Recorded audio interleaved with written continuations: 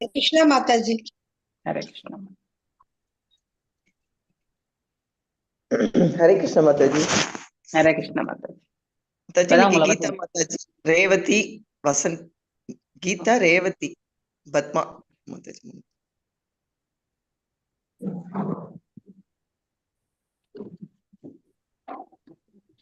ஹரே கிருஷ்ண மாதாஜி. இன்னைக்கு 2 ஸ்லோகத்துக்கு அர்த்தம் சொல்லணும் மாதாஜி. ஹரே கிருஷ்ண மாதாஜி. ஹரே ஒரு நிமிஷம் எந்த இதுக்கு அர்த்தம் சொல்லணும் மாதாஜி. ஹரே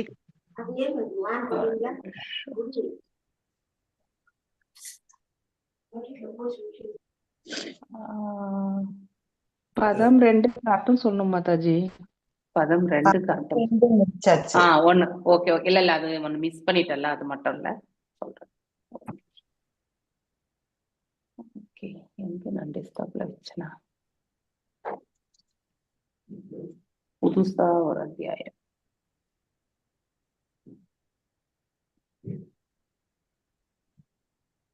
இவருடைய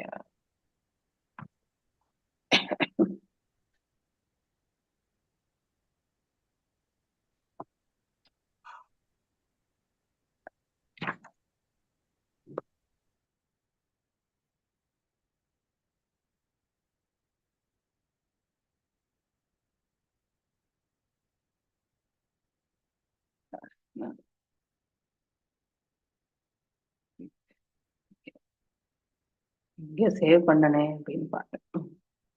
டெஸ்க்டாப், ஜெனரல், பர்சனல். ஓகே, அத்தியாயம் 16 செகண்ட். ஃபர்ஸ்ட் நான் இந்த இது சொல்லிடுறேன், அதுக்கப்புறம் நீங்க வாசி.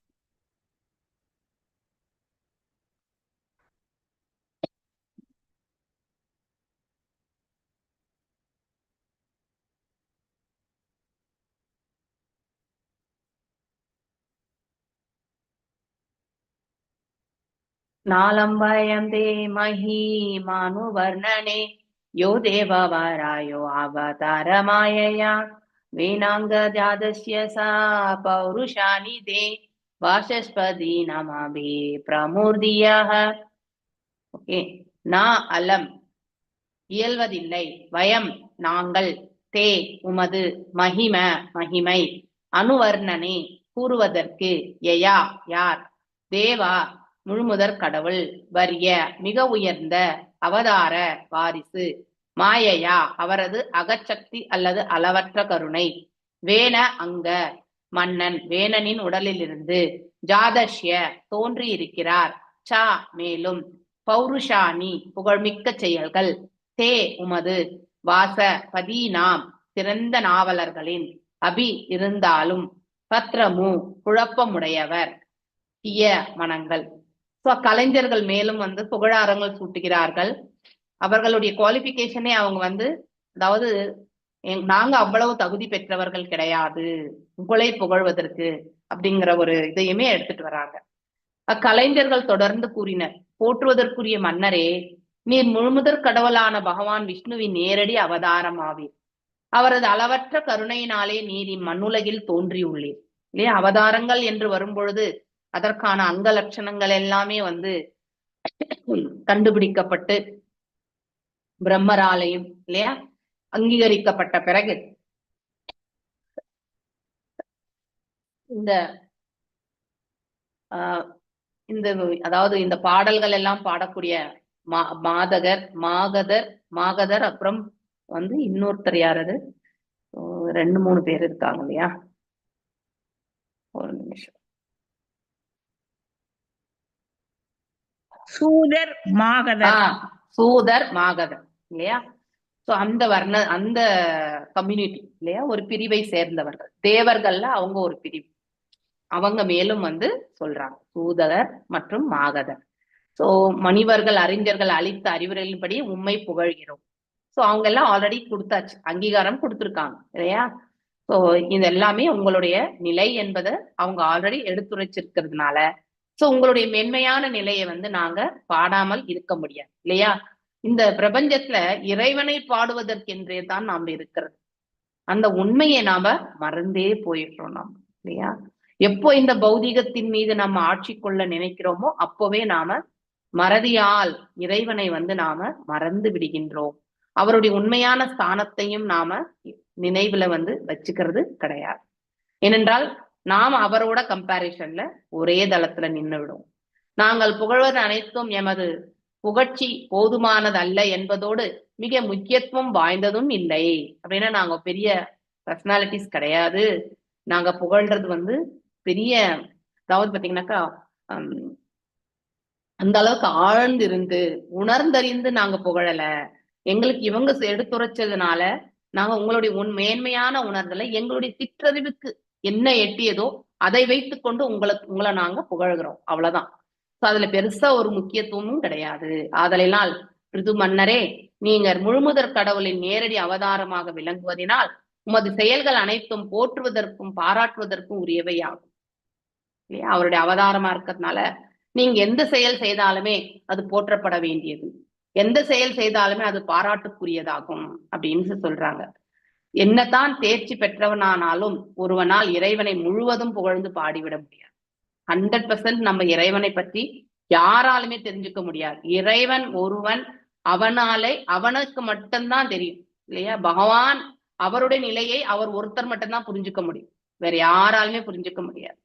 சோ நாமெல்லாம் ஏதோ ஒரு டிராப் கடல்ல வந்து ஒரு பெரிய ஒரு நீர்த்துளி இருந்தா என்னவோ அந்த மாதிரிதான் அவரை பத்தி புரிஞ்சுக்கிறதுக்கு நமக்கு இருக்கக்கூடிய இந்த சிற்றறிவை கொண்டு நாம உணர்கின்றோம். இருந்தாலும் பகவானின் செயல்களை போற்றுவதில் ஈடுபடுவோர் அவரவர் முடிந்த அளவிற்கு கடவுள் செயல்களை போற்றுவதற்கு முயற்சி செய்ய வேண்டும். நமக்கு அவரை பத்தி புரிஞ்சுக்க முடியலன்னாலும் நம்முடைய முயற்சி என்பது அவரை புரிஞ்சுக்கிறதுக்கான இது வந்து கண்டிப்பா செயல்படுத்தும். ஏனெனில் அம்முயற்சி முழுமுதற் கடவுளை மகிழ்ச்சி செய்வதாகும். இல்லையா? அவரை பத்தி நாம தெரிஞ்சுக்கிறதுக்கு நாம செய்யக்கூடிய இந்த முயற்சி என்பது பகவான் வந்து அதை கண்டு மேலும் ஆனந்தம் கொள்வார். ஏன் ஆனந்தம் கொள்வார்? அவரை பத்தி தெரிஞ்சுக்கிறதுக்கு நாம அவரையே ஆனந்தம் கொள்ளணும். அப்பயாவது நாம வந்து நல்ல பாதையில போயிட்டு நம்முடைய இறுதி இலக்கு வந்து நமக்கு நன்மையான ஒரு பாதையில போகிறதுக்கான மார்க்கத்தை தேர்ந்தெடுத்திருக்கோம் அப்படிங்கிறது அர்த்தம். அதை கண்டு அவர் ஆனந்தம் கொள்வார். இல்லையா? ஒவ்வொரு ஜீவனமே நல் மார்க்கத்துல வந்து அமர்ந்து அவர்கள் வாழ்க்கைய வந்து மீண்டும் பிறவாத ஒரு மினிமம் அதையாவது அந்த ஜீவன் வந்து ட்ரை பண்ணணும்னு நினைக்கிறார். இல்லையா? ஏன்னா நாம தான் தவறு இங்க வந்திருக்கோம். தவறுதலா இந்த இடத்துல வந்த பிறகு இந்த தவறுதலான பாதையிலே கடைசி வரைக்கும் நம்ம உழண்டு நிற்கிறது, நம்ம கடினமான சூழல்கள் எல்லாமே வந்து எதிர்கொள்றது, இதெல்லாம் இறைவனுக்கு வந்து மனசு வந்து சங்கடத்தை கொடுக்கிறது. ஒரு ஜீவன் சங்கடப்படுதுனால இறைவனுக்கு அது வந்து சங்கடம் ஆகும். அதனால எந்த ஜீவனமே கஷ்டப்படணும்னு இறைவன் நினைக்கிறது கிடையாது. கருணை உள்ளம் கொண்டவர். ஆனா நாம செய்திருக்கக்கூடிய காரியங்களால், இல்லையா, நாம் ஆற்றி இருக்கக்கூடிய கர்ம பலன்களால் நாம இந்த இடத்துல துன்பப்பட்டுத்தான் ஆக வேண்டும் என்றால் துன்பப்பட்டுத்தான் ஆக வேண்டும். ஒண்ணும் பண்ண முடியாது, தவிர்க்க முடியாது. எதை விதைத்தோமோ அதைத்தான் நாம அறுவடை செய்ய வேண்டும். இல்லையா? அப்படி இந்த பழமொழி நாம நல்லா ஆல்ரெடி நிறைய வாட்டி கேள்விப்பட்டிருக்கோம். நம்ம தமிழ்ல நிறைய ப்ராவர்ப்ஸ். இல்லையா? சோ எதை செய்தோமோ எதை நாம விதைக்கின்றோமோ அதுதான் நமக்கு கிடைக்கும்.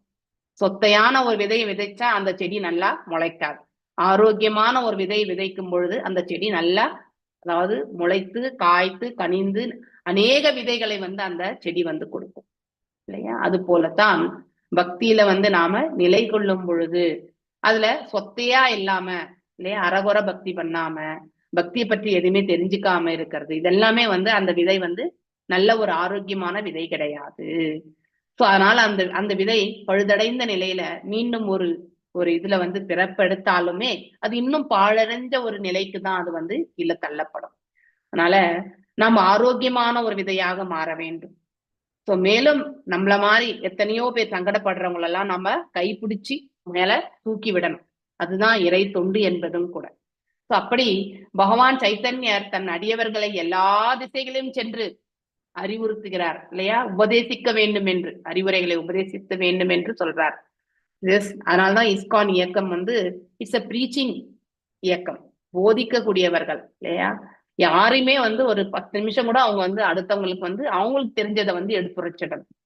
இதுதான் நம்ம இயக்கத்தினுடைய மேன்மையான குறிக்கோளே. அருளுரை என்று அவர் குறிப்பிடுவது பகவத்கீதையே. சோ இந்த இடத்துல சைத்தன்ய மகாபிரபு நமக்கு என்ன சொல்றார்? பகவத்கீதையின வந்து எடுத்துரைக்கணும். பகவத்கீதை, பாகவதம் இது ரெண்டு ரொம்ப ரொம்ப ரொம்ப முக்கியமானது. ஆதலினால் போதிப்பவரின் கடமையானது குரு பரம்பரை வந்தவர்களிடமிருந்து, சிறந்த பக்தர்களிடம் இருந்தும், கற்றறிந்த பக்தர்களிடம் இருந்தும் பகவத்கீதை நன்கு கற்றுக்கொள்வதே ஆகும். நாம கண்டிப்பா கத்துக்கணும். வி ஷுட் ஃபர்ஸ்ட் லிசன், இல்லையா? நாம ஃபர்ஸ்ட் சிரவணம் பண்ணணும். அப்பதான் நாம அடுத்தவங்களுக்கு வந்து கீர்த்தனம் பண்ண முடியும். நம்ம சிரவணமே பண்ணாம அடுத்தவங்களுக்கு கீர்த்தனம் கண்டிப்பா பண்ண முடியாது. அதனால்தான் பாகவதம் சொல்றவங்களா இருந்தாலும் அடுத்தவங்க பாகவதத்தை சொல்றத கண்டிப்பா கேட்கறதுக்கு நாம தயாரா இருக்கணும். ஓகே, சோ நாம கேட்கக்கூடிய மனப்பக்குவத்தை நாம வளர்த்து கொண்டால் எடுத்துரைப்பதற்கான மார்க்கத்தை இறைவன் கொடுப்பார். அதனால அதை பத்தி நாம வருத்தப்பட வேண்டிய அவசியமே கிடையாது. ஒருவன் பொதுமக்களிடம் தனது குரு, சாது, 3 நிலைகள் இல்லையா? குரு, சாது மற்றும் சாஸ்திரம். இதன் அடிப்படையில தான் நம்ம செயல்கள் நம்ம செய்யணும். எடுத்துரைத்தல் வேண்டும். இது 3லிருந்து டீவியேஷன் வரக்கூடாது. ஒரு சாது என்ன எடுத்துரைச்சார், ஒரு குரு நமக்கு என்ன வழி நடத்தி கொடுத்தார், சாஸ்திர விதிகள் எல்லாம் என்ன சொல்றது, சாதுவும் குருவும் இருவருமே இந்த சாஸ்திரத்தின் அடிப்படையில தான் நமக்கு சொல்லுவாங்க. அதனால இந்த 3ன் அடிப்படையில மட்டும்தான் நாம யாருக்குமே எதையுமே உபதேசிக்க வேண்டும். நம்முடைய கற்பனை யுகங்களால நாம் எதையுமே அதாவது உபதேசம் செய்யக்கூடாது. இம்முறையே பகவானை புகழ்வதற்குரிய எளிய சிறந்த வழி இல்லையா? Authenticity very very important.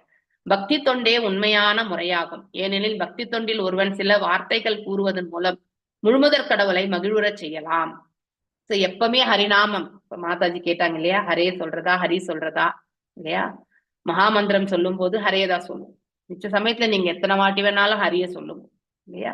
Hari Hari Hari ஹரின்னு சொல்லிட்டே இருந்தாலும் மனசுல எப்பவுமே வந்து நமக்கு அந்த உத்வேகம் என்பது வந்துட்டே இருக்கும். நம்ம மனசு என்ன நினைக்கிறதோ அந்த பாவம் தான் வெளிப்படும். நம்ம நினைச்சோம் நம்ம உள்ளுக்குள்ள வந்து ஐயோ நமக்கு ஆரோக்கியம் இல்லை, நம்மளால எதுவுமே செயல்படுத்த முடியாது அப்படிங்கிற அந்த உணர்வை நம்ம கண்டினியூஸா ஸ்ட்ராங்கா டெவலப் பண்ணிட்டே வந்தோம்னா அதே மாதிரிதான் நம்ம உள்ளுக்குள்ள இருக்கக்கூடிய பாடியுமே வந்து டேமேஜா தான் போகும். அதனால ஆரோக்கியம் என்பது இன்றைக்கு இருக்கும், நாளைக்கு எப்படி இருக்கும்னு சொல்ல முடியாது. ஆனா இறைவனை மட்டுமே சார்ந்து இருக்கும் பொழுது, இறைவனிடத்துல நாம பிரார்த்தனைகள் வைக்கும் பொழுது என்னுடைய ஆரோக்கியம் நல்லதாகவே இருக்கிறது. பகவானே உன்னை என்னைக்குமே சேவிக்கக்கூடிய அந்த பாக்கியத்தை மட்டும் கொடு. என்னுடைய கை கால்கள் உன்னுடைய திரு கோயிலை நோக்கி நடக்கிறதுக்கும் உன்னுடைய திரு கைங்கரியம் செய்வதற்கும் இந்த கைகள் உபயோகப்படட்டும் இல்லையா? மனசு, உடல் எல்லாவற்றையுமே உனக்கு அர்ப்பணிக்கக்கூடிய அந்த பாக்கியத்தை கொடுங்க அப்படின்னு அந்த ஸ்ட்ராங் கன்விக்ஷன் நம்ம எப்பவுமே டெவலப் பண்ணிக்கணும். எஸ், அதையும் தாண்டி நம்ம ஆரோக்கியம் போகிறது அது வேற. ஓகே, ஆனா நாமளே உள்ளுக்குள்ள எவ்வளவு ஸ்ட்ராங்கா நம்ம ஆரோக்கியமா இருக்க போறோம்ன்றத நினைக்கிறோமோ ஆட்டோமேட்டிக்கலி அதனுடைய இம்பாக்ட் வந்து ஏற்படும். நம்ம கொஞ்சமா உடம்பு முடியலனாலும் நிறையவே நம்ம படுத்துக்கிறோம் அப்படின்னு நினைக்க ஆரம்பிச்சாலே ஆட்டோமேட்டிக்கலி அது இன்னும் வந்து ஹீலிங் ஆகாமலே தான் நாம சுத்திட்டு இருக்கோம் இல்லையா? அதனால இறை தொண்டிற்கு முக்கியத்துவத்தை கொடுத்து உடல் உபாதைகளை வந்து நாம என்ன கவனிக்கிறோமோ கவனிச்சு அதைய மட்டுமே நம்ம போக்கஸ் பண்ணிட்டு இருக்க கூடாது இல்லையா? நம்ம மனசு எப்பவுமே எதனால துன்பப்பட்டு இருக்கோமோ அதன் தரப்பில் மட்டும்தான் செல்லும். இதுதான் இயற்கையினுடைய நியதியும் கூட இல்லையா? சோ இந்த 3 குணங்களுடைய நிலைகளால நாம் இவ்வாறு ஆட்கொள்ளப்பட்டு அதன் மீதே நம்முடைய மனது லயிக்க ஆரம்பிக்கும். ஆனால் அதை மனதை நாம வெல்வதற்கு முயற்சி செய்யணும். இந்த வைராகியத்தை தான் நாம வந்து வளர்த்துக்கணும். ரொம்ப ரொம்ப முக்கியமானது. பல்லாயிரம் பக்கங்களில் பல நூல்கள் எழுதினாலும் அது எந்த பிரயோஜனமும் கிடையாது இல்லையா? அவை பகவானை திருப்திப்படுத்த கிடையாது. கிருஷ்ண பக்தி இயக்கத்தின் போதகர்கள் பகவானை புகழ்வதற்கு இயலாதவர்களாக இருந்த போதிலும் அவர்கள் எல்லா இடங்களிலுமே சென்று மக்களிடம் ஹரே கிருஷ்ணா மந்திரத்தை ஓதுங்கள் என்றாவது வேண்டிக் கொள்ளுதல் நல்லது. எடுத்துரைக்கிறதுக்கு முடியலன்னாலும் நீங்க வந்து அட்லீஸ்ட் மகாமந்திர ஜபத்தையாவது சொல்லுங்கன்ட்டு அடுத்தவங்களுக்கு நாம எடுத்துரைக்கணும். அது அவங்களுக்கு நன்மையை பயக்க வல்லது என்று சொல்லப்படுகிறது. வசி கால உபாதத்தே காலே சாம்பி முஞ்சதி தமஹ சர்வேக்ஷி பூதேஷி பிரபதன் சீரியவா வத் விபுஹு. எஸ், हरे कृष्ण माता जी। ஹரே கிருஷ்ண. वसी काल उपादते काले सां विमुच्यति सम सर्वेषु भूतेषु प्रदपदन् சீர்வதே விபுஹு. வஷி செல்வேந்தர், காலே உரிய காலத்தில், உபாததே வசூலித்தல், காலே உரிய காலத்தில், ச மேலும், அயம் இப்பிருது, பிருது மன்னர் விமுச்சதி திருப்பி தருதல் மய சமமாக சர்வேஷு அனைவருக்கும் பூதேஷு உயிர் பிரதபன் ஒளிர்கின்ற சீரிய வச சூரிய தேவனை போன்று விபு சக்தி வாய்ந்தவர். மொழிபெயர்ப்பு. இப்பிருது மன்னர் சூரியனை ஒத்து ஆற்றல் மிக்கவராக இருப்பார். மேலும் சூரியன் எவ்வாறு தன் ஒளியினை எல்லோருக்கும் சமம் அளிக்கிறதோ அதுபோல பிருத்து மன்னரும் தன் கருணையினை அனைவருக்கும் சமமாக அளிப்பார். சூரிய தேவன் எவ்வாறு 8 மாதங்களில் நீரை ஆவியாக செய்து மீண்டும் மழைக்காலத்தில் நீரை அளவின்றி தருகின்றானோ அதே போன்று பிருது மன்னரும் குடிமக்களிடமிருந்து வரி வசூல் செய்து அவர்களுக்கு தேவைப்படும் நேரத்தில் அவர்களை திருப்பி தருவார். பொருளுரை. வரி வசூல் செய்யும் முறையானது இஸ்லோகத்தில் மிகவும் அருமையாக விளக்கப்பட்டிருக்கிறது. வரி வசூலானது நிர்வாக தலைமையில் உள்ளவர்களின் புலனுணர்ச்சிகளை திருப்திப்படுத்துவதற்காக அன்று. வரி வசூலானது பஞ்சம் மற்றும் வெள்ளம் போன்றவற்றினால் பொதுமக்கள் அவதியுறும் பொழுது அவர்களின் தேவைக்காக திரும்ப கொடுப்பதற்கானதாகும். அரசு பணியாளர்களின் ஊதியம் மற்றும் படிகளுக்காக மட்டும் பிரித்து கொடுக்கப்படுவதன்று. கலியுகத்தில் குடிமக்களின் நிலையானது மிகவும் கொடுமையானதாகும். பல்வேறு வழிகளில் அவர்கள் சக்கையாக பிழிந்து வரி வசூல் செய்து நிர்வாகத்தில் இருப்போரின் வசதி வாய்ப்புகளுக்காக அவ்வருமானம் செலப்படுகின்றன. சூரியனை பற்றி இங்கே குறிப்பிட்டிருக்கும் சான்று மிகவும் பொருத்தமானது. பூமியிலிருந்து சூரியன் பல கோடி மைல்கள் அப்பால் இருந்தும் சூரியன் பூமியை உண்மையில் தொடாத நிலையில் இருந்தும் அது கடலிலிருந்து சமுத்திரத்திலிருந்தும் நீரை வட்ட செய்வதன் மூலம் பூமி முழுவதும் நிலப்பகுதி காய்கிறது. இதன் மூலம் அது பூமியை மிகவும் வளத்துடன் வைத்திருக்கிறது. முன்னுதாரணமாக மன்னராக விளங்கும் பிருது மன்னர் தனது நாட்டின் கிராமத்திலிருந்து பெருநகரங்கள் வரை இத்தொழில்களை சூரியன் போல் செயல்படுத்துவார். ஹரே கிருஷ்ண மாதாஜி. மாதாஜி. தேங்க்யூ மாதாஜி.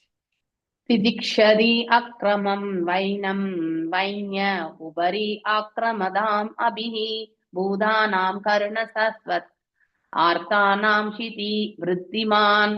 எஸ். हरे कृष्ण माताजी. प्रणाम माताजी. तितिक्षति अक्रमं वैन्यं उपरि आक्रमादम् अभि भूतानां करुण सस्वत् आर्तानां शिति वृद्धिमान्. திதிஷதி தாங்குதல், அக்கிரமம் குற்றம், வைன்ய மன்னன் வேணனின் மைந்தன், உபரி அவர் தலையில் மீது, ஆக்ரதாம் விதித்து கொண்டிருப்போர், அபி கூட, பூதானாம் உயிர்கள் எல்லாம், கருண மிகுந்த அன்பு உடைய இதயத்தினால், சஸ்வத் எப்பொழுதும், ஆர்த்தானாம் துன்புறுவோருக்கு, ஷிதி விருத்தி மான் பூமியின் பொறுமை தன்மையினை ஏற்றுக்கொண்டு இருப்பவர். மொழிபெயர்ப்பு. மன்னர் பிருது தன் குடிமக்கள் அனைவரிடம் மிகுந்த அன்பு பாராட்டுவார். ஒரு ஏழை மனிதன் ஒழுங்குமுறை வீதிகளெல்லாம் மீறி மன்னரின் தலையில் ஏறி மிதித்தாலும் கூட மன்னர் தனது அளவற்ற கருணையினால் மன்னித்து அவனது செயலை மறப்பார். இவ்வுலகம் முழுமைக்கும் பாதுகாவலான அவர் பொறுமையில் பூமிக்கு நிகராகவே விளங்குவார். பொருளுரை. மன்னர் பிருது இங்கே தனது பொறுமை குணத்தில் பூமியுடன் ஒப்பிடப்பட்டிருக்கிறார். பூமியானது மனிதர்களாலும் விலங்குகளாலும் விதிப்பட்ட போதிலும் கூட அவற்றுக்குரிய உணவான தானியங்கள், காய்கறிகள் மற்றும் பழங்களை விளைவித்து கொடுக்கிறது. எல்லார் எடுத்துக்காட்டாக விளங்கிய பிருது மன்னர் இங்கு பூமியுடன் ஒப்பிடப்பட்டிருக்கிறார். ஏனெனில் சில குடிமக்கள் நாட்டின் சட்ட ஒழுங்குகளை மீறினாலும் அவர் அவற்றை பொறுத்து கொண்டு அவர்களை காப்பதற்கு தேவையான தானியங்களையும் கனிகளையும் வழங்கினார். தனது வசதி வாய்ப்புகளை குறைத்து கொண்டு குடிமக்களின் வசதிகளை பேணுவது ஒரு மன்னனின் கடமையாகும். ஆனால் கலியுகத்தில் இவ்வாறு இல்லை. இங்கு மன்னர்களும் அரசாங்க தலைவர்களும் பொதுமக்களை துன்புறுத்து வரி வசூல் செய்து அவற்றை கொண்டு தாங்கள் வசதியாக வாழ்கின்றனர். அநீதியான இவ்வரசூலானது மக்களை நாணயம் இல்லாதவர்களுக்காக்கி மக்கள் தங்கள் வருமானங்களை பல்வேறு வழிகளில் மறைக்கும்படி செய்கிறது. இதனால் அவ்வரசு வரி வசூல் செய்ய முடியாது போவதோட இராணுவம் மற்றும் நிர்வாகத்திற்கும் செய்ய அதிக செலவினங்களை சந்திக்க முடியாமல் திணறுகிறது. இதனால் எல்லாம் சிதறுண்டு நாடு முழுவதும் குழப்பமும் சிக்கலும் ஏற்படுகின்றன. ஹரே கிருஷ்ண மாதாஜி. Thank you very much. தேங்க்யூ மாதாஜி. தேவே அவர்ஷதி ஔஷௌ தேவே நரதேவ வபுர்ஹரிः கிருச்சர பிரணாஹ பிரஜாஹி ஹேஷ ரக்ஷ்யஸ்யதி சேந்திரவத். हरे कृष्ण माता जी। देवे वर्षदि असौ देवो नरदेव वपुर्हरिः कृत्र प्राण प्रजा येष रशिष्यति अग्न्यसेन्द्रवत्. தேவே தேவர்கள் இந்திரன் அவர்ஷதி மழை பொழியச் செய்யவில்லை என்றார். அசௌ அந்த தேவக பிருத்து மன்னர் நர தேவ தேவ மன்னர் வபுகு உடல் கொண்டு ஹரிகி முழுமுதற் கடவுள் கிருச்சர பிராணா துன்புறும் உயிர்கள் பிரஜாக குடிமக்கள் ஹி உறுதியாக ஏஷக இந்த ரஷிஷ்யதி காப்பாற்றுவார் அக்ஞசா மிக எளிதில் இந்திரவத் தேவேந்திரனை போன்று. மொழிபெயர்ப்பு. மழையின்றி மக்கள் எல்லாம் தண்ணீர் பற்றாக்குறையினால் அவதியுறும் பொழுது மன்னனின் வடிவில் இருக்கும் இக்கடவுள் தேவேந்திரனை போல் மழை பெய்ய செய்யும் ஆற்றல் மிக்கவர் ஆவார். இவ்வாறு அவர் மிக எளிதாக தன் குடிமக்களை பஞ்சத்திலிருந்து பாதுகாத்து அருள்வார். All glories to Srila Prabhupada. பொருளுரை.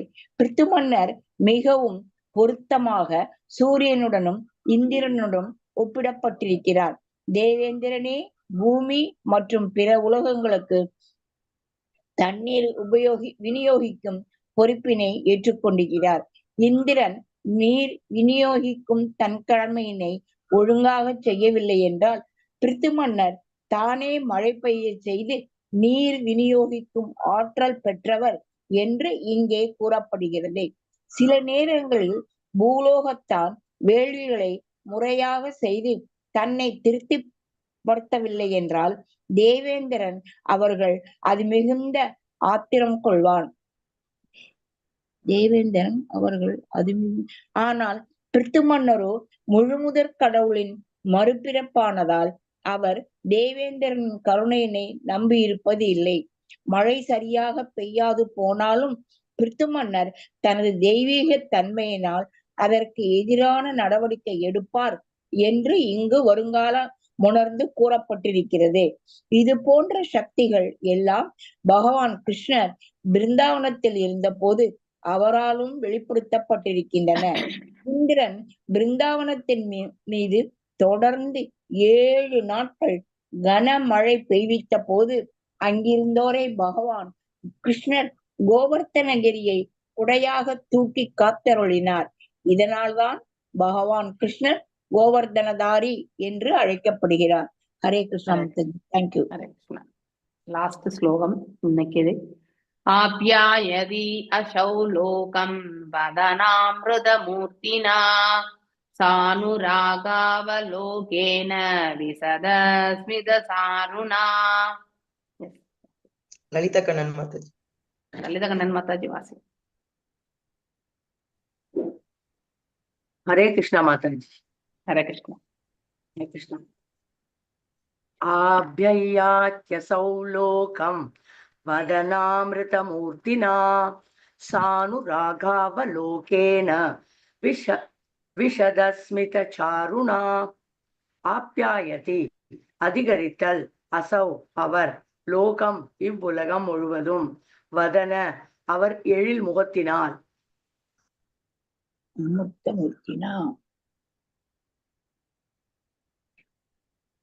Hare Krishna. அமிர்தமூர்த்தினா சந்திரனை போன்று, ச அனுராக பாசத்துடன், அவலோகேன பார்வையுடன், விசத ஒளி, ஸ்மித புன்னகை, சாருணா எழில். மொழிபெயர்ப்பு. பிருது மன்னரின் பரிவு கலந்த பார்வையினாலும் சந்திரன் போன்ற முகத்தினாலும் எப்போதும் மக்கள் மீது பாசங்கொண்டு புன்னகையுடன் இருப்பதினாலும் மக்களின் வாழ்வில் அமைதியானது அதிகரித்து கொண்டே இருக்கும். ஹரே கிருஷ்ணா மாதாஜி. கொற்றவன் எவ்வாறு ஆட்சி புரியணும்ன்றதுக்கான உதாரணமாக இந்த இடத்துல பிருது மன்னரை ரொம்ப அழகாக சித்தரித்திருக்காங்க. ஓகே, நம்ம இப்போ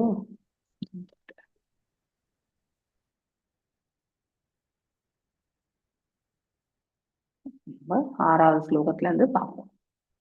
வசி கால உபாதத்தே காலே சாம்பி முஞ்சதி சமஹ சர்வேக்ஷி பூதேக்ஷி பிரதபன் சீரியவத் விபுஹு. வசி செல்வந்தர், காலே உரிய காலத்தில், உபாதத்தே வசூலித்தல், காலே உரிய காலத்தில், சா மேலும், அயம் இப்பிருது மன்னர், விமுஞ்சதி திருப்பி தருத்தல், சமக சமமாக, சர்வேஷு அனைவருக்கும், பூதேஷு உயிர், பிரதபன் ஒளிகின்ற, சீரிய வத் சூரியனை சூரிய தேவனை போன்று, விபுகு சக்தி வாய்ந்தவர்.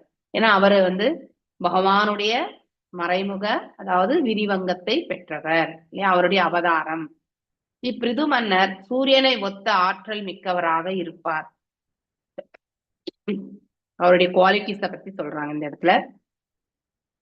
சக்தி, ஆற்றல், ஏன்னா சக்தி ஆவேச அவதாரம் இல்லையா, அவருக்கு அந்த ஆற்றலை பற்றி, அவருடைய ஆற்றல், ஏதோ சில ஆற்றல்கள் இறைவனிடத்திலிருந்து அவர் பெற்றிருக்கிறார்.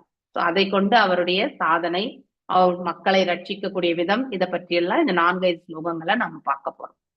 மேலும் சூரியன் எவ்வாறு தன் ஒளியினை எல்லாருக்கும், எந்த பாரபட்சமே கிடையாது, சூரியன் இவனுக்கு தான் ஒளி தருவேன், அவனுக்கு ஒளி தர மாட்டேன் அப்படிங்கிற பாகுபாடுலாம் கிடையாது. நல்லவனுக்கும் கொடுப்பாங்க, தீயவனுக்கும் கொடுப்பாங்க இல்லையா, 2 பேருக்குமே சூரியன் கண்டிப்பாக கொடுப்பான். அப்படிப்பட்ட சமநோக்கை கொண்டிருப்பவர் இல்லையா, அளிக்கிறார். அது போல பிருது மன்னரும் தன் கருணையினை எல்லோருக்கும் சமமாகவே அளிக்கிறார். மேலும் சூரிய தேவன் எவ்வாறு 8 மாதங்களில் நீர் ஆவியாக செய்து மீண்டும் மழை காலத்தில் இல்லையா, இப்ப நம்ம மழை காலம், அடுத்து வெயில் காலம், அடுத்து இந்த இது என்னது சொல்லுவாங்க இலையுதிர் காலம், இப்படி காலங்கள் எல்லாமே நம்ம ஸ்ப்ரிங்கு, ஆட்டம், இந்த மாதிரி எல்லாம் நம்ம படிச்சிருக்கோம் இல்லையா, ரெய்னி சீசன். ஸோ இந்த ரெய்னி சீசன் வரும் பொழுது மிச்சம் இருக்கக்கூடிய 8 மாசத்துல சூரியன் என்ன பண்றான், வெப்பத்தை வெப்பத்தினால் இருக்கக்கூடிய நீர் தேக்கங்கள்ல இருந்து நீரை உறிஞ்சிக்கிறான் இல்லையா. It is like an osmosis process தானே, நம்ம பிசிக்ஸ்ல படிக்கிற மாதிரி. ஸோ மேல போயிட்டு அது கணம், அந்த வெயிட் தாங்க முடியாதப்ப இந்த இடத்துல மழையா பொழிந்து விடும்.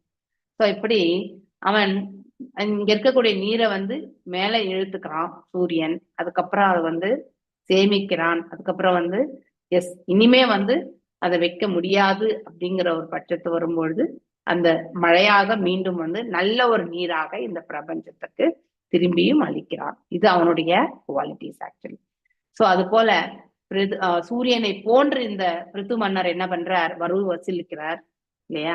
அந்த வரி வசூலிக்கிறது பிற்காலத்துல குடும்ப நல அதாவது காரியங்களுக்காக அதை மக்களுக்கு மீண்டும் திருப்பி தருகிறார். ஸோ அது போலதான் இங்கிருந்தே எடுக்கப்படுகிறது, மீண்டும் இங்கேயே வழங்கப்படுகிறது. சூரியன் எவ்வாறு இங்கிருந்தே நீரை உறிஞ்சிக் கொள்கிறானோ, மீண்டும் மழைய ரூபத்துல நமக்கு எல்லாம் வழங்குகிறானோ, நன்னீரை கொடுக்கிறானோ, அது போல வரி எல்லாமே வசூலிச்சாலுமே பிருது மன்னர் அதை மீண்டும் இங்கேயே சமுதாய நல பணிகளுக்காக அதை மீண்டும் உபயோகப்படுத்துகிறான். சோ அவனுடைய தேவைகளுக்காக அவன் உபயோகப்படுத்துறது கிடையாது. சூரிய தேவன் எவ்வாறு 8 மாதங்கள் நீரை ஆவியாக செய்து மீண்டும் மழை காலத்தில் நீரை அளிக்கின்றானோ, அது போன்ற பிருது மன்னரும் குடிமக்களிருந்து வரி வசூலி செய்து அவர்களுக்கு தேவைப்படும் நேரத்தில் இல்லையா, யாருக்கு தேவைப்படும் நேரத்துல, அந்த குடிமக்களுக்கு தேவைப்படும் நேரத்துல அதை மீண்டும் விநியோகம் செய்கிறார், திருப்பி தருகிறார். வரி வசூல் செய்யும் முறையானது இஸ்லோகத்தில் மிகவும், எப்படி வரி வசூல் செய்யணும், எந்த நோக்கத்தை கொண்டு வசூல் செய்யணும், அந்த வசூலித்த அந்த வரி பணத்தை என்ன செய்யணும் அப்படிங்கிறதுக்கான ஒரு உதாரணம் தான் பிருது மகாராஜனுடைய வாழ்க்கை இல்லையா. சோ வரி வசூலானது நிர்வாக தலைமை உள்ளவர்களின் புல நிகழ்ச்சிகளை திருப்திப்படுத்துவதென்றது. அதை விடுத்துட்டு இந்த நிர்வாகத்துல குடிக்கொள்பவர்கள் அதை தவறான ஒரு விதத்துல உபயோகப்படுத்த கூடாது. சோ அது ஆனா இன்றைய காலகட்டத்துல அதுதான் நிகழ்ந்த வண்ணம் இருக்கு. புலன் நிகழ்ச்சிகளை திருப்திப்படுத்துவதற்கான்று வரி வசூலானது பஞ்சம் மற்றும் வெள்ளம் இல்லையா, நீரே இல்லாத நிலையில போகும்பொழுதும் சரி, நீர் அதிகமாக இருக்கும் பொழுதும் சரி, இந்த எல்லாமே மக்களுடைய பாதுகாப்பிற்காகவும் இல்லையா, அவருடைய நல்ல ஒரு வாழ்க்கைக்காகவும் அந்த செயலை நாம கண்டிப்பா செய்யணும். அத்தகைய காரியங்கள்ல அந்த வரி வசூலிக்கக்கூடிய அந்த செயல்கள் எல்லாமே செயல்படுத்தப்படுகிறது. அரசு பணியாளர்களின் ஊதியம் மற்றும் படிகளுக்காக மட்டும் அதை பிரித்து கொடுத்து டாக்ஸ் பே பண்றோம் நாம எல்லாம். ஸோ எல்லாருக்குமே இந்த கவர்மெண்ட் ஆளுங்களுக்கு எல்லாம் சம்பளம் எங்கிருந்து கிடைக்குது? நம்மள மாதிரி டாக்ஸ் பே பண்றவங்களுடைய டாக்ஸ்ல இருந்து தான் அவங்களுக்கு எல்லாமே கொடுக்கப்படுகிறது. பல்வேறு வழிகளில் அவர்களை கசக்கி பிழிந்து வரி வசூல் செய்து நிர்வாகத்தில் இருப்போரின் வசதி வாய்ப்புகளுக்காக அவ்வருமானம் வந்து செலவிடப்படுகின்றன இல்லையா? ஸோ அதாவது அதை வந்து நல்ல ஒரு முறையில வந்து செலவு பண்றதை விட இந்த மாதிரி அவங்க எது நினைக்கிறாங்களோ அந்த மாதிரி ஒரு இதுல செலவு பண்ற. சூரியனை பற்றி இங்கே குறிப்பிடக்கும் சான்று மிகவும் பொருத்தமானது. பூமியிலிருந்து சூரியன் பல கோடி மைல்கள் இருந்து தூரமாக இருக்கு இல்லையா? அது பூமியை தொடர்றதே கிடையாது. ஆனாலும் அந்த நீர்த்தேக்கங்களுக்கு பின்னால் இருந்தும் இல்லையா அவன் வந்து தோன்றுவதாக நமக்கு தோன்றும். ஆனா உண்மையிலேயே அவ்வாறு கிடையாது.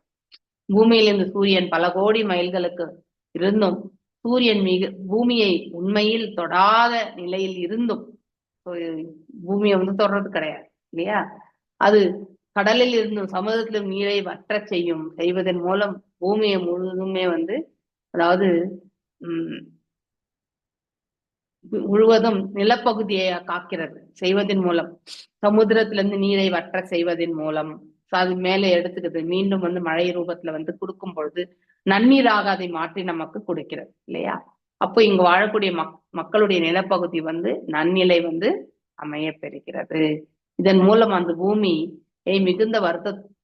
மிகுந்த வளமுடன் வைக்கிறது இல்லையா? ஸோ அதாவது உழுது அதுக்கப்புறம் வந்து நம்ம வந்து பயிர் எல்லாமே செய்யும் பொழுது விளைச்சல் எல்லாம் வரும்பொழுது ஒரு ஹெல்த்தியான ஒரு என்விரான்மெண்ட் வந்து நம்ம பார்க்கிறோம். முன்னுதாரணமாக மன்னராக விளங்கும் பிருது மன்னர் தனது நாட்டின் கிராமத்தில் இருந்த பழம்பெரும் நகரங்கள் வரை தொழிலை சூரியனை போலிருந்து செயல்படுத்துவார். அப்படின்னா சூரியன் எப்படி எந்த பாகுபாடு பார்க்காம எல்லாவற்றிற்கும் அனைவருக்குமே வந்து தன்னுடைய பிரகாசத்தை வாரி வழங்குகிறாரோ அது போல பிருத்து மன்னருமே வந்து அவருக்கு தெரிந்த ஞானத்தை வந்து இங்கே இருக்கக்கூடிய மக்களுக்கு வந்து உபயோகப்படுத்தி அதை செயல்படுத்துவார். மேலும் திதிக்ஷதி அக்ரமம் பைன்யம் உபரி அக்ரமதாம் அபிஹி பூதானாம் கருண சஸ்வத ஆதார்னாம் ஷிதி விருத்திமான் இல்லையா? மன்னர் பிருது தனது குடிமக்கள் அனைவரிடம் மிகுந்த அன்பு பாராட்டுவார். வேணனை போல கிடையாது இல்லையா? Is quite opposite. அவங்க தந்தைக்கு நேர் எதிராக இருக்கிறார். ஒரு ஏழை மனிதன் ஒழுங்குமுறை விதிகளை எல்லாம் மீறி மன்னரின் தலையில் மிதித்தாலும் கூட மன்னர் தனது அளவற்ற கருணையினால் மன்னித்து அவனை வந்து அவனது செயலை மறப்பார். அப்படின்னா ஒரு குடிமகன் வந்து தவறு இழைத்தாலும் அவனுக்கு மன்னிப்பு கொடுத்து அவனை நல்வழிப்படுத்தக்கூடிய அந்த செயலை அவர் வந்து ஏற்படுத்துகிறார் என்று பொருள். தண்டனை என்பது ஒருத்தருக்கு வந்து திருந்தத்துக்காக இருக்கணுமே ஒழிய அது தண்டனையே வந்து வாழ்க்கை ஆகிவிடும் இல்லையா? அந்த கொள்கையை தான் இந்த இடத்துல வந்து பிருத்து மகாராஜா ஃபாலோ பண்றாரு. இவ்வுலகம் முழுவதுக்கும் பாதுகாவலரான அவர் பொறுமையில் பூமிக்கு நிகராகவே விளங்குகிறார். பூத்தாய் தான் இருக்கிறதுலே பொறுமையானவர். ஏன்னா நாம ஒவ்வொரு நிமிடமும் அதை வந்து மிதிச்சுட்டுதான் இருக்கும் இல்லையா பூத்தாய. ஆனாலும் நம்மளை மிதிச்சிட்டாங்களேன்றதுக்காக அவங்க நம்மள வந்து எதுவுமே சொல்றதும் கிடையாது இல்லையா? மேலும் வஞ்சனை இல்லாம தானியங்கள் உணவு வகைகள் எல்லாத்தையுமே வந்து அது விளைச்சலை வந்து ஏற்படுத்தி அது வந்து வழங்குகிறது. அதனால அப்படிப்பட்ட ஒரு குணாதிசயம். திரிநாதபி சுனிச்சேனா தரூரபி சகிஷ்ணுனா அமானீன மானதேனா கீர்த்தனியா சதாஹரி இல்லையா? ஒரு புல் வந்து முளைக்குதுன்னா அந்த புல்லை நம்ம மிதிச்சிட்டா கூட மீண்டும் அது எழுந்து நிற்கும் இல்லையா? அப்படிப்பட்ட ஒரு குவாலிட்டியோட இருக்கக்கூடியதுதான் இந்த பூட்டாய். ஸோ அவ்வாறு இருக்க இந்த பூமிக்கு வந்து அதாவது மனிதர்கள் விலங்குகளின் மிதிப்பட்ட போதிலும் கூட அவற்றுக்குரிய உணவான தானியங்கள், காய்கறிகள் மற்றும் பழங்களை விளைவித்து கொடுக்கிறது இல்லையா? நம்ம என்னதான் மிதிச்சாலும் ஐயோ நம்மள மிதிச்சுட்டாங்களே இவங்களுக்கு ஏன் நம்ம அதை செய்யணும் அப்படிங்கிற ஆட்டிடியூட் கிடையாது. நம்மெல்லாம் அப்படிதான் இல்லையா? யாராவது நம்மள வந்து அவதூறு சொல்லிட்டா அவங்களுக்கு நம்ம அதை செய்யணுமா அப்படின்ற ஒரு செகண்ட் தாட் எடுத்துட்டு வந்துருவோம் நம்ம இமீடியட். ஆனா அப்படி கிடையாது. ஒவ்வொரு க்ஷணமுமே நம்ம பூமியை மிதிச்சுட்டுதான் இருக்கும் இல்லையா? ஆனாலும் அந்த பயிர் விளைச்சல் எல்லாமே அது வழங்கி நமக்கு வந்து ஆரோக்கியமான ஒரு வாழ்க்கையை வந்து ஏற்படுத்தி கொடுக்கிறது. உணவு இல்லாம நம்மளால ஆரோக்கியமாக வாழ முடியாது. ஸோ அந்த மாதிரி குவாலிட்டி பூமியை போல எல்லோருக்கும் எடுத்துக்காட்டாக வெளியாக பிருது மன்னர் இங்கு பூமியுடன் ஒப்பிடப்பட்டிருக்கிறார். ஏனெனில் சில குடிமக்கள் நாட்டின் சட்ட ஒழுங்குகளை மீறினாலும் இல்லையா, எல்லாருமே பெர்ஃபெக்டா ஃபாலோ பண்ண மாட்டாங்க. ஆனாலும் அவர்கள் மீதும் கருணை கொண்டு அவர்கள் வந்து ஒரு நல் மார்க்கத்தில் வந்து செல்வதற்கான அந்த பாதையை வந்து அவர் ஏற்படுத்தி கொடுக்கிறார். மேலும் தனது வசதி வாய்ப்புகளை குறைத்து கொண்டு குடிமக்களின் வசதிகளை பேணுவது ஒரு மன்னருடைய கடமையாகும். ஸோ அரண்மனையில படுத்து அநேக பணிப்பெண்கள் எல்லாமே தொண்டு செய்யறதுக்கு எல்லாமே இருக்கிறாங்கன்றதுக்காக அந்த ஆடம்பரமான வாழ்க்கை மீது மோகம் கொள்ள தேவையே கிடையாது. ஸோ தன்னுடைய தேவைகளை யார் ஒருத்தர் இன்னைக்கு கிளாஸ்ல கூட மாதாஜி எடுக்கும்போது சொன்னாங்க, எப்ப நாம வந்து பௌதீகத்திலிருந்து ஆன்மீகத்துக்கு போறோம் அப்படின்றது பார்க்கும் பொழுது, பௌதீகத்துல இருந்து கொண்டு நாம் செயல்படும் பொழுது எல்லா பௌதீகத்தின் மீது நம்முடைய ஆசைகள் என்பது அளவறியாத நிலையில இருக்கும். ஆனா அதே ஆன்மீக தளத்தில் செல்லும் பொழுது பௌதீக தேவைகளை குறைச்சிக்கணும் அப்படிங்கிற ஒரு ஞானம் வந்து நமக்கு உள்ளுக்குள்ள இருந்து வந்து வரும் இல்லையா. அதனால நிறைய காஸ்ட்லி சாரீஸ், நிறைய நகைகள் இல்லையா, நிறைய காருங்க, நிறைய வீடுங்க, இப்படி எல்லாமே நம்ம நிறைய சொத்துக்கள் எல்லாம் சேர்த்துக்கிறோம் இல்லையா. சோ இப்படி எல்லாம் இருக்கும்பொழுது அப்போ ஃபுல் அண்ட் ஃபுல் பௌதிகவாதியா இருந்து செயல்பட்டு இருக்கோம். ஆனா ஒரு முறை பகவத்கீதை பாகவதம் எல்லாம் வாசிக்கும் பொழுது ஒரு காலகட்டங்கள் வரும் பொழுது இவையெல்லாம் நாம கடைசி வரைக்குமே எதையுமே வந்து நம்ம ஓன் பண்ண முடியாது. சில காலம் மட்டுமே நாம இந்த இடத்துல உபயோகப்படுத்திட்டு விட்டுட்டு போகணும் அப்படிங்கிற அந்த உணர்வு நமக்கு ஏற்படும் பொழுது ஆட்டோமேட்டிக்கலி நம்முடைய தேவைகள் எல்லாம் நாம வந்து குறைக்க ஆரம்பிச்சிடும். நகை மீது பற்றுதல் இல்லையா, அடுத்து வந்து நல்ல பட்டு சாரிகள், இதெல்லாமே நம்ம இருக்கக்கூடிய அந்த ஆசை எல்லாமே நம்ம விட்டுருவோம். ஸோ இதுல பொறாமை இருக்காது. பேசிக்கலி பொறாமை எனக்கூடிய மோகம், பொறாமை இதெல்லாம் நம்மளை விட்டு தூரமா போயிடும். அந்த மெயின் பாயிண்ட் பொறாமை நம்மளை விட்டு போகும். அதுதான் பக்தியினுடைய மகிமையே. மேலும் ஏனெனில் சில குடிமக்கள் நாட்டின் சட்ட ஒழுங்குகள் மீறினாலும் அவர் அவற்றை பொறுத்து கொண்டு அவர்களை காப்பதற்காக தேவையான தானியங்களையும் கனிகளையுமே வழங்கினார். ஸோ நமது வசதி வாய்ப்புகளை குறைத்து கொண்டு குடிமக்களின் வசதிகளை பேணுவது ஒரு மன்னருடைய உடைமையாகும். தட் இஸ் த டியூட்டி இல்லையா. ஆனா இப்ப அப்படி கிடையாது. உள்டா எல்லா அரசியல்வாதிகளுமே பினாமி பேர்ல சரி ஏதோ ஒண்ணுத்துல வந்து ஆஸ்திகளை வந்து நாம பெருக்கின்றே போறோம் இல்லையா. அந்த செயல்கள் நாம் செய்துட்டே இருக்கோம். ஆனால் கலியுகத்தில் இவ்வாறு இல்லை. இங்கு மன்னர்களும் அரசாங்க தலைவர்களும் பொதுமக்களை துன்புறுத்தி வரி வசூல் செய்து அவற்றை கொண்டு தங்கள் வசதிகளை வாழ்கின்றனர் இல்லையா. ஸோ எத்தனையோ பேர் பங்களாஸ்ல இருப்பாங்க இல்லையா. எம்எல்ஏஸ், எம்பிஸ், அவங்களுக்கு மாதம் இத்தனை சம்பளம், இதெல்லாமே எங்க இருந்து வருது? நாம கட்டக்கூடிய வரி பணத்துல இருந்து தான் இல்லையா. ஸோ அதனால அட்லீஸ்ட் நியாயமான விதத்துல அவங்களுக்கு அடையிறத வந்து வாங்கிக்கிறது தவறு கிடையாது. ஆனா ஒரு செயலை வந்து செய்து முடிப்பதற்காக காசை நிறைய எதிர்பார்ப்பாங்க இல்லையா. ஸோ அதுதான் மிக மிக தவறான ஒன்று. மேலும் அநீதியான இவ்வரி வசூலானது மக்களை நாணயம் இல்லாதவர்களாக்கி தங்கள் வருமானங்களை பல்வேறு வழிகள் மறைக்கும்படி செய்கிறது. கரெக்ட் இல்லையா. இப்போ நம்ம நேர்மையா வந்து டாக்ஸ் கட்டணும்னு வச்சுக்கோங்களேன். நம்ம சம்பாதிச்சதுல இப்ப 30%, இப்போ ஒருத்தர் வந்து ஒரு 20 கோடி 15 கோடி டர்ன் ஓவர் பண்றாருன்னா அந்த டர்ன் ஓவர்ல பாத்தீங்கன்னா ஆவரேஜா ஒரு 2-3 கோடி லாபம் இருக்கும். கண்டிப்பா 10% லாபம் எடுத்துட்டாலுமே அதை வந்து கண்டிப்பா வந்து அவங்களுக்கு அவ்வளவு லாபம் இருக்கும். அந்த 10%ல ஸ்லாப்ஸ் எல்லாம் தாண்டி போகும்பொழுது நீங்க டாக்ஸே வந்து ஒரு 35-40 லட்சம் பே பண்ணிருக்கீங்க இல்லையா. இந்த 40 லட்சம் டாக்ஸ் பணம் நம்ம பே பண்ணி அது கவர்மெண்ட் எந்தெந்த விதத்துல உபயோகப்படுத்துறது, தங்களுடைய அந்த அதாவது எந்தெந்த இலாக்காக்கு அது போறதோ இல்லையா அதை பிரிச்சு போடுவாங்க. இந்த இலாக்கு இத்தனை நிதி, இந்த இலாக்கு இத்தனை நிதின்னு போடுவாங்க. அந்த அந்த அந்த இலாக்காக்கு வந்து அதாவது யார் வந்து கவர்னிங் பர்சனா வந்து வராங்களோ இல்லையா, ஒரு எம்பி அந்த மாதிரி ஆளுங்க வரும்பொழுது அவங்க தன்னுடைய தேவைகளை குறைச்சிக்கணும். அது ரொம்ப முக்கியம். ஏன்னா தான் உபயோகப்படுத்துவது அனைத்துமே வந்து அதாவது வரியாக வந்து இருக்கக்கூடிய பணம் அப்படிங்கிறது வந்து உணர ஆரம்பிச்சாலே தன்னுடைய தேவைகளை அவன் வந்து குறைத்து கொள்ள முயற்சி செய்வான் இல்லையா. ஆனா இந்த ஞானமற்றவன் எல்லா சொத்துக்களையுமே தானே அடையணும்னு நினைப்பான் இல்லையா. நிறைய தவறுகளை புரிவான், நிறைய பாவங்களை சமப்பான். ஆனா அதுக்கான பலனை பின்னாடி அனுபவிக்க போறோம் என்பதை உணராமலே அவன் வந்து இந்த வாழ்நிலையில வந்து தான் உயர்வான ஸ்தானத்தில் இருப்பவன் என்று ரொம்ப அழகா வந்து பொய் சொல்லி மாறு இதெல்லாம் வந்து தவறான செயல்கள்.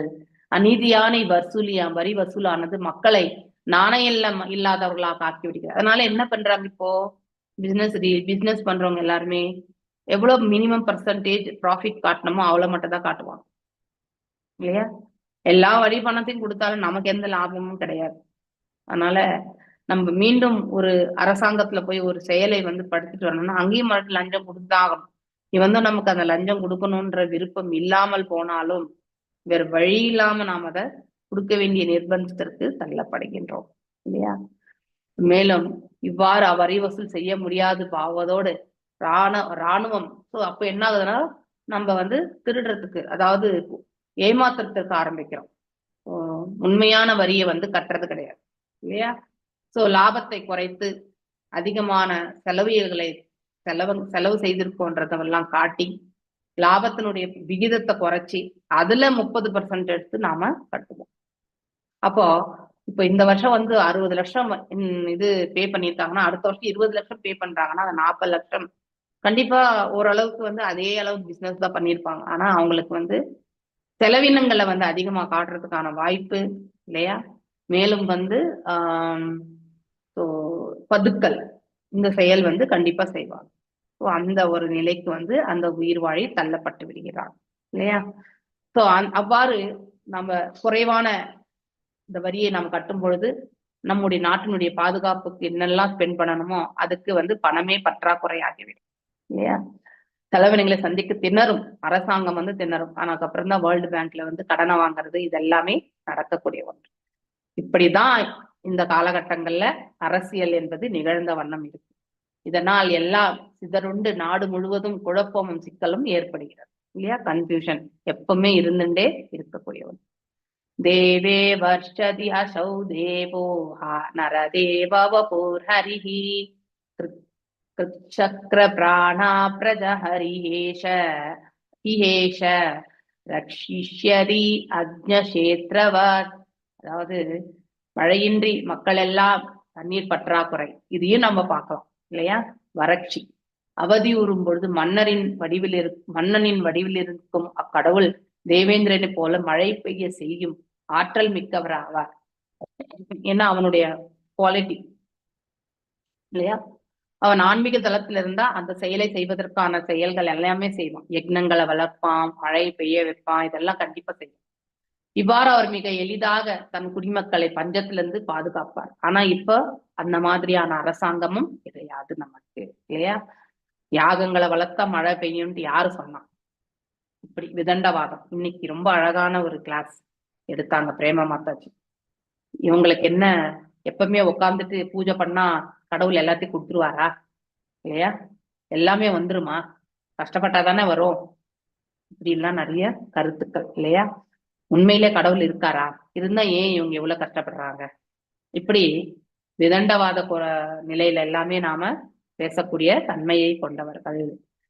பக்தி பண்றவங்க வந்து பொழப்பு இல்லாமதான் பக்தி பண்ணிட்டு இருக்காங்க இல்லையா? கல்லா இருக்கக்கூடிய கடவுள் எப்ப வந்து நம்மளை காப்பாத்த போறாரு இல்லையா? எங்க ப்ரூஃப் இருக்கு அவர் காப்பாத்தினார் என்று? கடவுள் இருக்காருன்றதுக்கு ஏதாவது அறிகுறி இருக்கா? ஏதாவது ஒரு ப்ரூஃப் இருக்கா? அப்படின்லாம் கொஸ்டின் கேட்கக்கூடிய காலகட்டங்கள் தான் நம்ம வாழ்ந்துட்டு இருக்க. பௌதிகவாதியினுடைய கருத்துக்களே அப்படிதான் இல்லையா? ஆனா நாம அவங்க மீது கோபம் கொள்ளாமல், எடுத்தோடனே நமக்கு கோபம் தான் வரும் இல்லையா? கோபம் கொள்ளாமல் அவர்கள் மீது கருணையை நம்ம வந்து பொழியணும் அப்படின்னுட்டு இன்னைக்கு பிரேமா மாதாஜி கிளாஸ்ல ரொம்ப அழகா எடுத்துரைச்சாங்க. கருணை எவ்வாறு கருணை அவங்களுக்கு புரிய முடியும்? நாம அவர்கள் நன்னிலை அடையட்டுமே, பக்தியின் தரப்புல வந்து நன்னிலை அடையறதுக்கு கிருஷ்ணா நீ அவர்களுக்கு அந்த மார்க்கத்தை கொடு, அவர்கள் உன்னை எண்ணுவதற்கான அந்த மனசை கொடு அப்படின்னு நம்ம வந்து பிரார்த்திக்கணும். அதுதான் தவறி விழுந்த ஆத்மாக்களை கரை சேர்க்கறதுக்கான மார்க்கம்.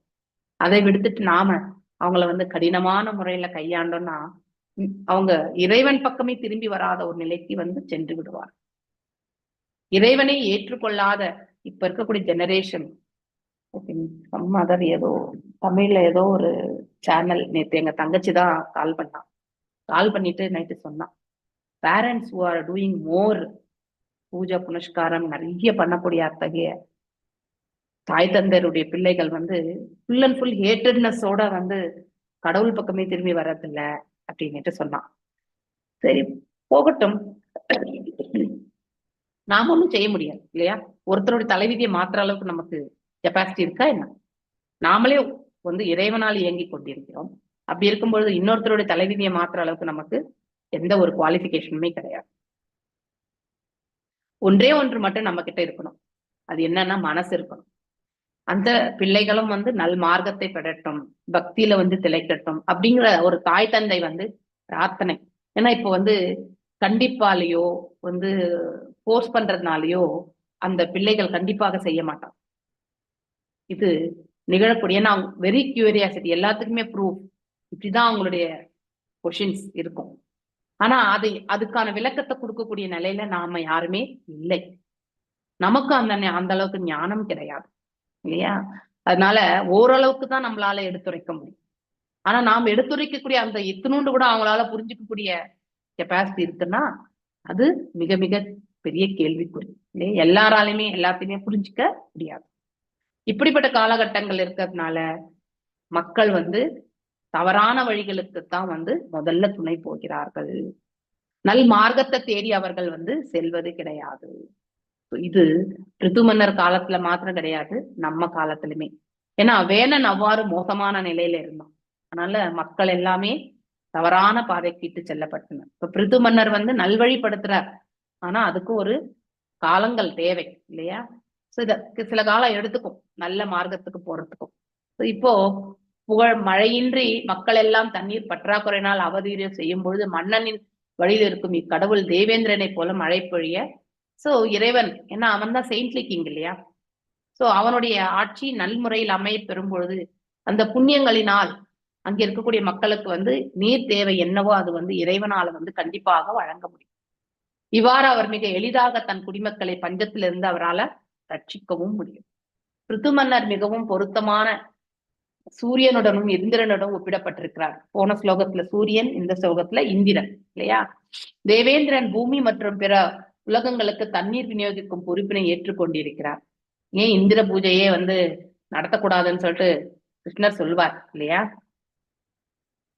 அப்படின்னா எதற்குன்னா தேவேந்திரனுடைய அகங்காரத்தை வந்து கட் பண்ணணும், அதுக்காக அந்த லீலையை நிகழ்த்துவார். சோ கோவர்தனகிரிக்கு வந்து பூஜை செய்யும்படி, ஏன்னா கோவர்தனகிரியில இருக்கக்கூடிய அந்த மலையில இருக்கக்கூடிய இலைத்தழைகளை கொண்டுதான் பசுக்கள் எல்லாம் மேய்த்து அதுல இருந்தா பால் வியாபாரம் எல்லாமே வருது. சோ நமக்கு எங்க இருந்து சோர்ஸ் இருக்கோ அந்த சோர்ஸுக்கு நாம கண்டிப்பா நன்றி கடன் பட்டவர்கள் இல்லையா? அதனால கோவர்தனகிரி பூஜை செய்யணும்னு சொல்லிட்டு சொல்லுவார். சோ இந்திரனுக்கு வந்து அகங்காரம், தான் தன்னாலதான் மழை அப்படிங்கிற அந்த இந்திரனுடைய அகங்காரத்தை வந்து அடக்கவும் கோவர்தனகிரி உண்மையான பூஜை யாருக்கு செய்யணும்ன்றத வந்து விளக்குறதுக்கு தான் கோவர்தன லீலையே வந்து கிருஷ்ணர் பண்ணார். சோ அதேதான் இந்த இடத்துலயும் பாக்குறோம். இந்திரன் நீர் விநியோகிக்கும் தன் கடமையை ஒழுங்காக செய்யவில்லை என்றால் பிருது மன்னர் தானே மழை பெய்ய செய்து நீர் விநியோகிக்கும் ஆற்றல் பெற்றவர் என்று இங்கே கூறப்படுகிறது. சோ அப்போ அந்த அளவுக்கு வந்து அரசர்கள் வந்து ஞானயமாகவும் இல்லையே தெய்வீகமான நிலையும் கொண்டிருக்கிறார்கள் என்று பொருள் இல்லையா? அவங்களால அதை செயல்படுத்த முடியும். அந்த காலகட்டங்கள்ல அவ்வாறு இருந்தது அப்படிங்கிறத வந்து சொல்லப்பட்டிருக்கு. நேரங்களில் பூலோகம்தான், அதாவது பூலோகத்தான் கேள்விகளை முறையாக பூலோகத்தான் வேள்விகளை முறையாக செய்து தன்னை திருப்திப்படுத்தவில்லை என்றால் தேவேந்திரன் அவர் மீது ஆத்திரம் கொள்வான் இல்லையா? நாம தேவேந்திரனுக்கு கொடுக்க வேண்டிய இதை வந்து அவனுக்கு கொடுக்கலன்னா அவன் மழையை பொழியவே மாட்டான். ஆனால் பிருது மன்னரோ முழுமுதற் கடவுளின் மறுபிறப்பானதினால் அவர் தேவேந்திரனின் கருணையும் நம்பி இருப்பதில்லை. மழை சரியாக பெய்யாது போனாலும் பிருது மன்னர் தன தெய்வீக தன்மையால் அதற்கு எதிரான நடவடிக்கை எடுப்பார் என்று வருங்காலம் உணர்ந்து கூறப்பட்டிருக்கு. பின்னாடி வரும், இப்போ படிப்போம் நம்ம. வறட்சி ஏற்படும், அதுக்கப்புறம் பூத்தாயை வந்து பனிஷ்மெண்ட், அதாவது பசுவை வந்து பனிஷ் பண்றதுக்காக போவார். அப்ப பசு சொல்லும் வந்து எனக்கே இந்த தண்டனை கொடுக்குறீங்க இல்லையா? சோ பசுவை யாருமே தண்டிக்க மாட்டாங்க, ஆனா நீங்க கொடுக்குறீங்க அப்படிங்கிற இருவருக்கும் இடையில வந்து வாக்குவாதம் நிகழும். அதெல்லாம் நம்ம படிப்போம். சோ பின்னாடி வரும். ஏன் இத முன்னாடியே இதை சூசகமா சொல்லியிருக்காங்க இந்த இடத்துலன்னா, he has that capacity. இது போன்ற சக்திகள் எல்லாம் பகவான் கிருஷ்ணர் பிருந்தாவனத்தில் இருக்கும்போது அவரும் செய்து காட்டினார் இல்லையா? இந்திரன் பிருந்தாவனத்தின் மீது 7 நாட்கள் கடுமையான மழை பெய்த பொழுது கோவர்தனகிரியை கொடையா தூக்கி வச்சு அங்க இருக்கக்கூடிய பிருந்தாவன வாசிகளை வந்து ரட்சித்தார் இல்லையா? இதனால் பகவான் கிருஷ்ணர் கோவர்தனதாரி என்ற அவருக்கு பெயரும் உண்டு இல்லையா?